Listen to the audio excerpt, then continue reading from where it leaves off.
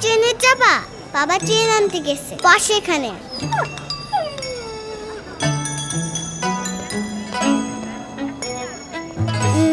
তাজু ভাই ট্রেনের নামটা কই? দিনাজপুর অভিমুখী স্বপ্নযাত্রা এক্সপ্রেস অল্প কিছু সময়ের মধ্যে 1 নম্বর প্ল্যাটফর্ম। মা, ট্রেন তো চলে আসলো, কিন্তু বাবা কই?